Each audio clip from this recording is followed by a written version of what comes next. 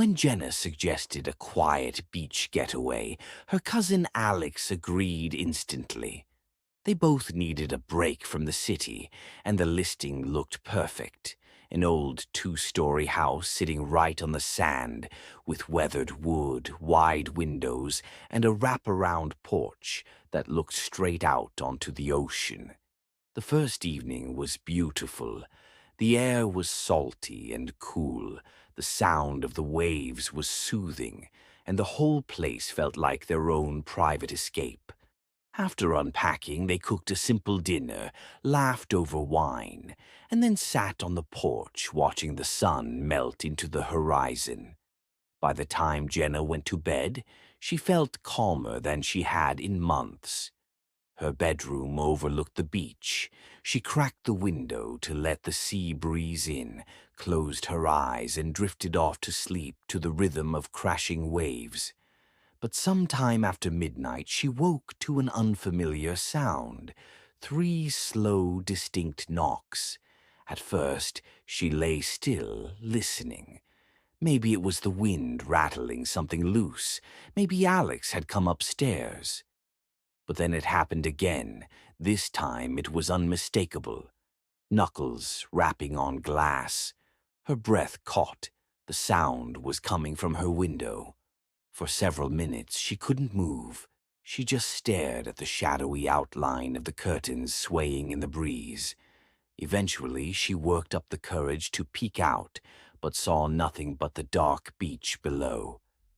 Telling herself she was being ridiculous, she got back into bed, though sleep didn't come easily. The next morning Jenna told Alex what happened. He smirked. Maybe a seagull wanted to come inside. Seagulls don't knock, Jenna said flatly. Relax. Old houses make weird noises. Don't freak yourself out. She tried to brush it off, but the following night the knocks came again. Louder, clearer. This time she sat up quickly and yanked the curtain aside. What she saw nearly made her scream. A face, pale, gaunt, pressed against the glass. Its eyes were wide and unblinking, its skin ghostly white, its expression unreadable. Jenna stumbled backward, knocking over the lamp on her nightstand. When the bulb flickered on, the face was gone. She rushed to Alex's room and told him what happened. He didn't laugh this time. He grabbed a flashlight and together they checked outside. The beach was empty, nothing but sand, shells, and seaweed. But when Jenna pointed under her window, her stomach dropped. There, imprinted deep into the sand, were bare footprints, not washed away by the tide, fresh, leading directly toward the house, and nowhere else.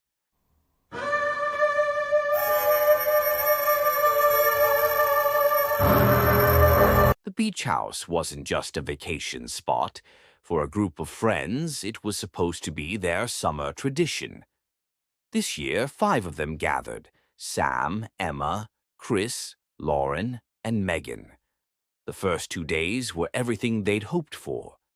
They grilled food on the porch, swam in the waves, and told stories around a bonfire. By the 3rd night, everyone was exhausted from a long day in the sun. They went to bed early, leaving the house silent except for the soft hum of the ocean outside. Sam was always a light sleeper. Around midnight he woke up, not sure why. At first he thought it was a dream, but then he heard it, the slow creak of a closet door opening. He froze. His closet was directly across from his bed. He could see the faint outline of the door in the dim moonlight seeping through the window. It was moving, very slowly. At first he thought maybe the latch was loose, maybe the salty air had warped the wood. But then the door stopped, half open, revealing nothing but blackness inside. Sam's eyes strained against the dark, and then he saw it. Something was standing in the closet, a tall, motionless figure. Its outline was jagged and unnatural, its head brushing against the top of the doorframe.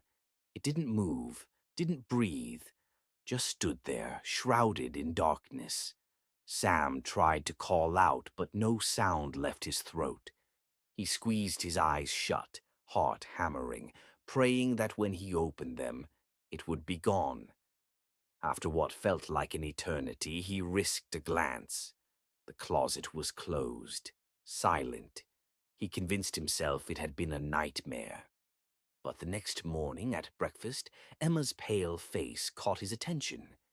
"Did anyone open my closet last night?" she asked quietly.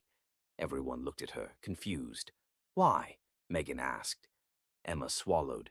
"Because I woke up and saw someone standing inside, just watching me." The table went silent. Sam said nothing, but his hands trembled under the table.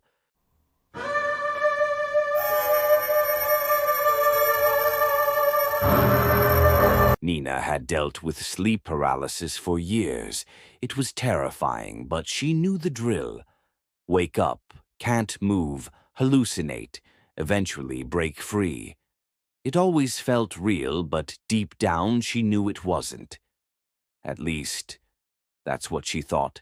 On her second night at the beach house, she went to bed feeling uneasy. The house was too quiet, too isolated. Still, she managed to fall asleep. But sometime after 3 a.m., she woke up staring at the ceiling. Her chest felt heavy. Her arms and legs were locked.